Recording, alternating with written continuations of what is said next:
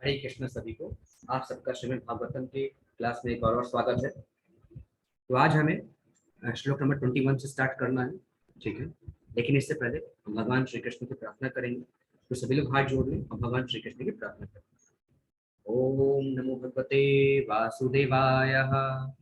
जन्माधस्य यतो अन्वयादितरतश्चार्थे असुविज्ञ स्वराट तेने ब्रह्म हृदयादि कवये मुह्यन्ते यत् सूर्याः तेजो वारिमृदां यथा विनिमयो यत्र सर्वमृषा धाम्ना स्वेन सदा निरस्तपूर्वं सत्यं परं धीमहि। नारायणं नमस्कृत्य नरं चैव नरोत्तमं देवीं सरस्वतीं व्यासं ततो जयमुदीरये। अब हम श्लोक नंबर 21 स्टार्ट करते हैं। मन्ये एते मरुत् पात एनूर्णं भगवतः पदः अनन्य पुरुष श्रीभिर्हिना गुणवत्ते सौभगा। मैं सोचता हूँ, यहाँ पे महाराज युधिष्ठिर भीमसेन से कह रहे हैं, मैं सोचता हूँ कि पृथ्वी पर कि ये सारी उथल पुथल विश्व के सौभाग्य की किसी बहुत बड़ी हानि को सूचित करने वाली है। संसार भाग्यशाली था कि उस पर भगवान के चरण कमलों के पदचिन्ह अंकित हुए, किंतु ये लक्षण यह सूचित कर रहे हैं अब आगे ऐसा नहीं रह पाएगा। तो पृथ्वी में उथल पुथल हो रही है। महाराज युधिष्ठिर कहते हैं कि अब ऐसा लग रहा है कि जिन चरण कमल, वह चरण कमल जो पृथ्वी पर पड़ते थे, अब आगे ऐसे नहीं पड़ेंगे, अब आगे ऐसा नहीं हो पाएगा। इसलिए मुझे भय लग रहा है भीमसेन, कहीं प्रभु अब अपने धाम की जाने की तो तैयारी नहीं कर रहे हैं। फिर आगे इति चिन्तयत् अस्तस्य दृष्टारिष्टेन चेतसः राज्ञः प्रत्यागमत् ब्रह्मन् युदु कुर्याः कपिध्वजः। हे ब्राह्मण शौनक। अब यहाँ पे श्री जी कहते हैं, हे ब्राह्मण शौनक, जब महाराज युधिष्ठिर उस समय पृथ्वी पर इन अशुभ लक्षणों को देख रहे थे और अपने मन में इस प्रकार सोच रहे थे, तभी अर्जुन यदु की पूरी द्वारिका से वापस आ गए। तो जब युधिष्ठिर इस प्रकार से भीमसेन से कह रहे थे कि अर्जुन 7 महीना हो गया द्वारिका में है, यह मुझे इतने सारे अपशगुन उपलब्ध हो रहे हैं, धरती कांप रही है, धरती डोल रही है, सब जगह से अपशगुन हो रहे हैं, हर जगह सिर्फ और सिर्फ शोक संतप्त दिखाई दे रहा है, हर जगह लालच भय और घोर निराशा दिखाई दे रही है। अब लोगों को डर लगने लगा है, वातावरण बदलने लगा है। इतना सब कुछ बात कर ही रहे थे कि तभी अर्जुन द्वारिकापुरी से वापस आ गए। उन्होंने देखा। फिर आगे तंपादयो नृपतीत मय था पूर्व मातुरम अधो वदन मप्पीन तुन सृजदंतम नैना भजयो। जब उसने राजा के चरणों का नमन किया तो राजा ने देखा कि उनकी निराशा अभूतपूर्व थी। उनका सर नीचे झुका था और उनके कमल नेत्रों से आंसू झड़ रहे थे। जब महाराज युधिष्ठिर ने देखा अर्जुन अर्जुन उनको प्रणाम करता है, लेकिन उनका अर्जुन का मुख नीचे है, उनके आंखों से आंसू बहे जा रहे हैं, उनका सिर नीचे झुका हुआ है। विलोकयो द्विग्न हृदयो भिक्षायम नुजम नृपः पृच्छति स्म सुरन मध्ये संस्मर नारदेरितम। हृदय की उद्विग्नताओं का कारण अर्जुन को पीला हुआ देखकर राजा ने नारद मुनि द्वारा बताए गए संकेतों का स्मरण करते हुए मित्रों के मध्य में ही उनसे पूछा। तो जब इस हालत में अर्जुन को देखा तो महाराज युधिष्ठिर ने उनको स्मरण हुआ कि नारद मुनि ने कहा था भगवान कृष्ण धराधाम छोड़ के अपने धाम को जाएंगे। तो उनको स्मरण हुआ और उन्होंने सभी मित्रों के सामने अर्जुन से पूछा। क्या पूछा? युधिष्ठिर वाचः कच्चिदान तर्पुया पुरयाम नः स्वजनः सुखमासते मधुभोज दशाहार हर्षात्वा तान धक विष्णयः। महाराज युधिष्ठिर ने कहा, मेरे भाई मुझे बताओ कि हमारे मित्र तथा संबंधी यथा मधु भोज दर्शाह आर सतवत अंधक तथा यदुवंश के सारे सदस्य अपने दिन सुख से बिता रहे हैं कि नहीं। महाराज युधिष्ठिर अर्जुन से पूछते हैं कि हे प्रिय अर्जुन, हे मेरे भाई बताओ, मेरे सगे संबंधी यथा मधु भोज दर्शा आर असात्वत अंधक तथा जितने भी यदुवंशी हैं, सब सुख से तो है ना, सभी दिन अपने सुखी से तो बिता रहे हैं ना। शुरो मातामह कच्चित् अस्व सतया सतेवात मारिषः मातुलः सानुजः कच्चित् कुष्ये लयान कदुन्दुभि। अब यहाँ महाराज युधिष्ठिर कहते हैं, मेरे आदरणीय नाना सुरसेन प्रसन्न तो है ना, तथा मेरे मामा वासुदेव तथा उनके छोटे भाई ठीक से तो है ना। अब युधिष्ठिर प्रश्न पूछते हैं कि हे अर्जुन बताओ, मेरे नाना सुरसेन कैसे हैं, मेरे मामा वासुदेव कैसे हैं, उनके छोटे भाई तो ठीक है ना, सप्ते स्वसारस्त अत्यपत्यनयो मातुलान्यः सहात्मजा आसते सस नुसः क्षेमं देवकी प्रमुखा स्वयं। देवकी इत्यादि उनकी सातों पत्नियां परस्पर बहिनें हैं, वे तथा उनके पुत्र एवं बहुएं सब सुखी तो है ना। यहाँ पे ऋषि पूछते हैं कि देवकी और उनकी जो बहनें, मतलब कि जो आपके वसुदेव जी की और पत्नियां हैं, जो वसुदेव की 7 पत्नियां हैं जिसमें से एक देवकी भी है, देवकी और उनकी 6 बहनें सब खुश मंगल तो है ना, सभी के पुत्र खुश तो है ना, उनकी बहुएं सब सुखी तो है ना। फिर आगे, कच्चिद राजा हुको जीवते सत्य पुत्रो अस्य चानुजः कृतिकः ससुतो क्रूरो जयंत गद सारणः आसते कुशलं कच्चित् तदेच शत्रुजिदादयः कच्चिदास्ते सुखम रामो भगवान सात्वतां प्रभु। क्या उग्रसेन जिसका पुत्र दुष्ट कंस था, उनका छोटा भाई अभी जीवित है? क्या हृदिक तथा उसका पुत्र कृतवर्मा कुशल से हैं? क्या अक्रूर जयंत गद सारन तथा शत्रुजीत प्रसन्न है? भक्तों के रक्षक भगवान बलराम कैसे हैं? यहाँ पे अर्जुन से और प्रश्न पूछते हैं युधिष्ठिर महाराज, क्या उग्रसेन जिसका पुत्र दुष्ट कंस था, उनका जो छोटा भाई उग्रसेन का, क्या वो अभी जीवित है? क्या हृदिक तथा उसका पुत्र कृतवर्मा कुशल से हैं? क्या अक्रूर जयंत गद सारन तथा शत्रुजीत प्रसन्न है? भक्तों के रक्षक भगवान बलराम कैसे हैं? फिर आगे, प्रद्युम्न सर्ववृष्णीनां सुखमास्ते महारथा गंभीर रयो अनिरुद्धो वर्धते भगवानुतः। फिर आगे युधिष्ठिर पूछते हैं, वृष्णि कुल के महान सेनापति प्रद्युम्न कैसे हैं? भगवान कृष्ण के जो पुत्र थे, वे प्रसन्न तो है ना, और भगवान के पूर्ण अंश अनिरुद्ध ठीक से तो है ना, ये भी भगवान के पुत्र थे। तो यहाँ पे अब युधिष्ठिर महाराज पूछते हैं, वृष्णि कुलवंशी प्रद्युम्न कैसा है, जो सेनापति है द्वारिका राज्य का, कैसा है, प्रसन्न तो है ना, और भगवान के जो पूर्ण अंश है अनिरुद्ध, वो कैसे हैं, वो भी तो ठीक है ना। यहाँ पे देखिए, प्रद्युम्न और अनिरुद्ध ये भगवान के पुत्र ही थे, भगवान के अंश हैं, और इस तरह वे दोनों भी विष्णु तत्व ही हैं। द्वारिका में भगवान वासुदेव अपने पूर्ण अंशों, द्वारिका में भी भगवान ने अपना एक्सपेंशन किया, अपना विस्तार किया इन पूर्ण अंशों में। संकर्षण, प्रद्युम्न तथा अनिरुद्ध सहित अपनी दिव्य लीलाओं में व्यस्त रहते हैं, अतएव इनमें से प्रत्येक को भगवान कहा जा सकता है, जैसा कि अनिरुद्ध नाम के साथ कहा जा चुका है। मतलब अनिरुद्ध, प्रद्युम्न ये सब भगवान के ही पूर्ण अंश है, विष्णु तत्व है, तो इनको भगवान कहे जा सकते हैं, भगवान अनिरुद्ध, भगवान प्रद्युम्न और भगवान संकर्षण जो कि बलराम स्वयं है। ठीक है, क्योंकि यहाँ पे वेद व्यास जी ने कहा है भगवान के पूर्ण अंश, भगवान के पूर्ण अंश मतलब स्वयं भगवान ही है, विष्णु तत्व ही है। तो प्रद्युम्न और अनिरुद्ध ये कौन है, विष्णु तत्व ही है, इसलिए इनको भगवान कहा जा सकता है। फिर आगे, शुषेण अश्चारुदेष्णश्च सांबो जाम्बवती सुतः अन्ये च कार्षणी प्रवरः सुपुत्रः ऋषेभादयः। कृष्ण के सभी सेना नायक पुत्र तथा सुषेण, चारुदेष्ण, जाम्बवती पुत्र सांब तथा ऋषभ अपने अपने पुत्रों समेत ठीक से तो रह रहे ना। तो यहाँ पे और युधिष्ठिर महाराज पूछते हैं, कृष्ण के जितने भी सेना नायक पुत्र हैं तथा सुषेण, चारुदेष्ण, जामवती के पुत्र साम तथा ऋषभ, ये जामवती के पुत्र थे, अपने अपने पुत्रों समेत ठीक से तो रह रहे हैं ना, सबका कुशल मंगल पूछ रहे हैं। ठीक है, फिर आगे, तो भगवान कृष्ण की 16,108 पत्नियां थी, और हर एक पत्नी से उनके 10-10 पुत्र थे और एक पुत्री थी। ठीक है, तो यहाँ पे वे सबसे बड़े हुए, मतलब कि अटैक कुल मिलाकर 16,108 इंटू 10 टोटल कितना हो गए, 1,61,000 और 80 पुत्र थे, भगवान के बेटे थे। वे सब बड़े हुए तो उनके भी अपने अपने पिता की तरह 10-10 पुत्र हुए, मतलब कि जब ये पुत्र बड़े हुए 1,61,080 ये पुत्र हुए, तो उनके पिता की तरह इन सबके भी 10-10 पुत्र हुए, जिससे भगवान के परिवार में 16,10,800 सदस्य थे। भगवान असंख्य जीवों के पिता हैं, अतएव उनमें कुछ कुछ ही इस पृथ्वी पर भगवान की द्वारिका की दिव्य लीलाओं में उनके संगी रूप में बुलाए गए थे। यह आश्चर्य की बात नहीं है कि भगवान के परिवार में इतने सारे लोग थे।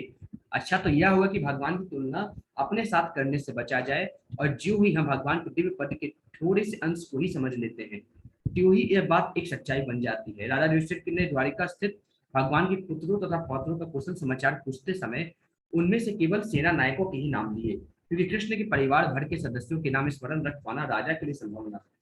यहाँ पे महाराज युधिष्ठिर ने सिर्फ उन पुत्रों का स्मरण किया जो कि द्वारिका नगरी में सेना नायक थे, क्योंकि भगवान के सदस्य तो टोटल 16 लाख 16,10,800 इतने सदस्य थे। सभी का नाम तो स्मरण नहीं रख सकते, लेकिन जो द्वारिका राज्य में जो सेनापति हैं उनके पुत्र, उनका नाम यहाँ पे युधिष्ठिर महाराज लिखते हैं कि सब कुशल मंगल तो है ना। फिर आगे तथैवानुचरः सौरे श्रुतदेवो अध्वादया सुनंदन अन्न दशी अर्णया ये चाने सात्वत अर्षभा अपि स्वस्त्या सते सर्वे रामकृष्ण भुजाश्रयः अपि स्मरन्ति कुशलमस्माकं बुद्धि सौहृदः। फिर आगे युधिष्ठिर पूछते हैं, इसके अतिरिक्त श्रुतदेव उद्धव तथा अन्य नंद सुनंद तथा अन्य मुक्त आत्माओं के नायक जो भगवान के नित्य संगी हैं, भगवान बलराम तथा कृष्ण द्वारा सुरक्षित तो है ना, वे सब अपना अपना कार्य ठीक से चला रहे हैं ना, वे जो हमसे नित्य मैत्री पाश में बंधे हैं हमारी कुशलता के बारे में पूछते तो है ना। तो यहाँ पे युधिष्ठिर और पूछते हैं कि बताओ अर्जुन, इसके अलावा शुक्रेव उद्धव तथा अन्य नंद सुनंद तथा अन्य मुक्त आत्माओं के नायक जो भगवान के नित्य संगी हैं, भगवान बलराम और कृष्ण की नगरी में पूर्ण सुरक्षित तो है ना, वे सब अपना कार्य ठीक से तो कर रहे हैं ना, उनसे हमारी जो मित्रता है क्या हम उनको याद करते हैं कभी कभी। ठीक है। फिर आगे ऋषि महाराज पूछते हैं, भगवान अपि गोविंदो ब्रह्माणयो भक्तिवत्सलः कच्चित् पूरे सुधर्माणयां सुखमासते सुहृदवृतः। फिर आगे युधिष्ठिर पूछते हैं, पूर्ण पुरुषोत्तम भगवान श्री कृष्ण जो गायों इंद्रियों तथा ब्राह्मणों को आनंद प्रदान करने वाले हैं और अपने भक्तों के प्रति अत्यंत वत्सल हैं, अपने मित्रों से घिर कर द्वारिकापुरी में पवित्र सभा का भोग तो कर रहे हैं ना।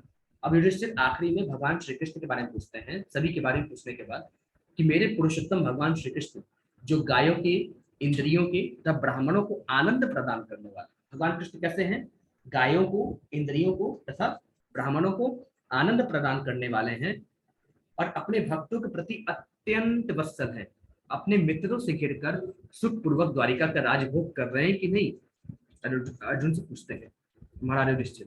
ठीक है। फिर आगे मंगलाय च लोकानां क्षेमाय च भवाय च आस्ते यदुकुलाम्भो धावद्यो अनंत सखा पुमान् यद्वाहुदन्द गुप्तायां सर्वपुर्यां यदु अच्युतः कृतन्ति परमानंदं महापौरुषिका इव। परम भोक्ता आदि भगवान तथा जो मूल भगवान अनंत हैं बलराम यदुवंश रूपी सागर में समस्त ब्रह्मांड के कल्याण सुरक्षा तथा उन्नति के लिए निवास कर रहे हैं और सारे यदुवंशी भगवान की भुजाओं द्वारा सुरक्षित रहकर वैकुंठ वासियों की भांति जीवन का आनंद उठा रहे हैं। यहाँ पे युधिष्ठिर बोलते हैं कि परम भोक्ता आदि भगवान तथा जो मूल भगवान अनंत हैं बलराम यदुवंश रूपी सागर में समस्त ब्रह्मांड के कल्याण सुरक्षा और उन्नति के लिए वहां पे निवास कर रहे हैं। कहाँ पे निवास कर रहे हैं, यदुवंश से कुल में, और सारे यदुवंशी भगवान की भुजाओं द्वारा सुरक्षित रहकर वैकुंठ वासियों की भांति जीवन का आनंद उठा रहे हैं, क्योंकि जहाँ प्रभु रहते हैं वहीं वैकुंठ का वास होता है, वहीं वैकुंठ बन जाता है। तो जो लोग द्वारिका नगरी में वास कर रहे हैं वे सब वैकुंठ का निवास की भांति जीवन का आनंद उठा रहे होंगे। ठीक है। फिर आगे युधिष्ठिर पूछते हैं, यतपादर्शु श्रुष्ण मुख्य कर्मणः सत्यादयो त्रयस्त सहस्त्रयोषितः निर्जत्या संख्ये निदसांस्त दासिसो हरन्ति वज्रायुध वल्लभोचितः। समस्त सेवाओं में सर्वाधिक महत्वपूर्ण भगवान के चरण कमलों की शुश्रूषा करने मात्र से द्वारिका स्थित सत्यभामा के अधीक्षण में रानियों ने भगवान को प्रेरित किया कि वे देवताओं को जीत लें। इस प्रकार रानियां उन वस्तुओं का भोग कर रही हैं जो वज्र के नियंत्रक की पत्नियों द्वारा भोग्य हैं। तो समस्त सेवाओं में सर्वाधिक महत्वपूर्ण भगवान के चरण कमलों का दर्शन करना है ना, भगवान के चरण कमलों का दर्शन करके उनके चरणामृत का पान करना, द्वारका स्थित सत्यभामा के अधीक्षण में उनके लीडरशिप में रानियों ने भगवान को प्रेरित किया कि जाइए कि वे देवताओं को जीत ले। तो भगवान वहां पे गए गरुड़ के साथ, वहां पे रानी सत्यभामा के लिए वहां से पारिजात का वृक्ष लाए। इस प्रकार रानियां उन वस्तुओं का भोग कर रही हैं जो वज्र के नियंत्रक यानी इंद्र की पत्नियों के द्वारा भोग्य है। वही पृथ्वी पर रह के रानी सत्यभामा इन सबका भोग कर रही हैं। फिर आगे, यद्बाहुदंडा भयोदयानु जीविनो यद्य प्रवीराः हयाकुतो भयाः मुहुः अधिक्रम क्रमन्त्य अंघ्रिभिराहृता बला सभां सुधर्मां सुरस्त मोचिताम्। बड़े बड़े यदुवंशी वीर भगवान श्री कृष्ण की बाहुओं तथा द्वारा सुरक्षित रहकर सभी प्रकार से निर्भय बने रहते हैं। अतएव उनके चरण उस धर्मा के सभा भावन में पड़ते रहते हैं जो सर्वश्रेष्ठ देवताओं के लिए है, किंतु जो उनसे छीन लिया गया था। तो यहाँ पे ऋषि कहते हैं कि बड़े बड़े यदुवंशी भगवान श्री कृष्ण की भुजाओं की ताकत के कारण सुरक्षित रहते हैं। अतएव उनके चरण उस सुधर्मा के सभा भवन में पड़ते रहते हैं जो सर्वश्रेष्ठ देवताओं के लिए है, किंतु जो उसे छीन लिया गया था। ठीक है। फिर आगे युधिष्ठिर कहते हैं, कच्चित्ते अनामयम तात भ्रष्ट तेजा विभासी में अलबद्ध मानु अवज्ञातः किम वा तात चिरोसितः। मेरे भाई अर्जुन, मुझे बताओ कि तुम्हारा स्वास्थ्य तो ठीक है ना? ऐसा लगता है कि तुम्हारे शरीर की कांति खो गई है। क्या द्वारिका में दीर्घ काल तक रहने से, अन्य द्वारा असम्मान तथा अपेक्षा दिखलाने से ऐसा हुआ है क्या? तो यहाँ पे अब युधिष्ठिर प्रश्न पूछते हैं, अर्जुन तुम्हारा स्वास्थ्य ठीक नहीं लगता है, क्या बात है? तुम्हारे शरीर की कांति खो गई है, द्वारिका में तुम्हारा अपमान हुआ है क्या? ज्यादा समय तक वहां पे रह गए तो तुम्हारा सम्मान नहीं हुआ, असम्मान हुआ, लोगों ने तुम्हारा बात नहीं माना, लोग तुम्हें उपेक्षा कर रहे थे, तुम्हें इग्नोर कर रहे थे, ऐसा है क्या? ठीक है। फिर आगे, कच्चिन्नाभिहतो अभावे सप्तादिभिर्मंगले न दत्ते मुक्ते मर्थी भयः आशया यत् प्रतिश्रुतम्। कहीं किसी ने तुम्हें अपमानजनक शब्द तो नहीं कहे, या तुम्हें धमकाया तो नहीं?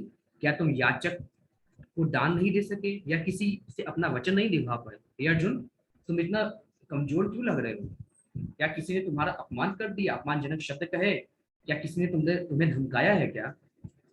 क्या तुम किसी याचक को दान नहीं दे पाए, या किसी के वचन पूरा नहीं कर पाए, अपना वचन ना निभा पाए?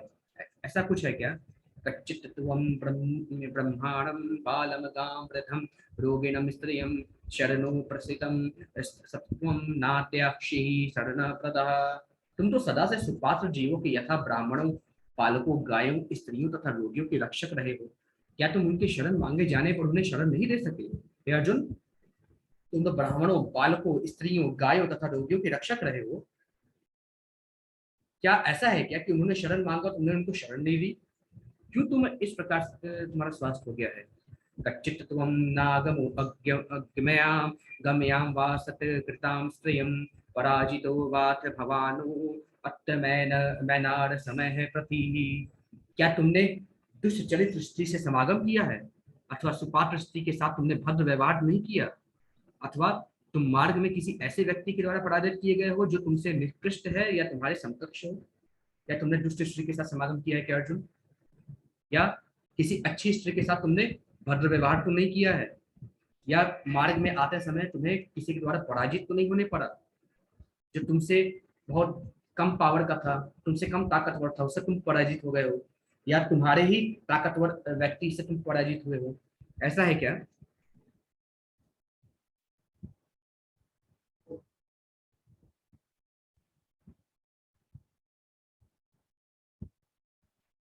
फिर आगे, अपि स्फुट परय कथास्तस्त्वं संभोजयान वृद्ध बालकान जुगुप्सीर्तं कर्म किंचित कृतवान यदक्षम मम।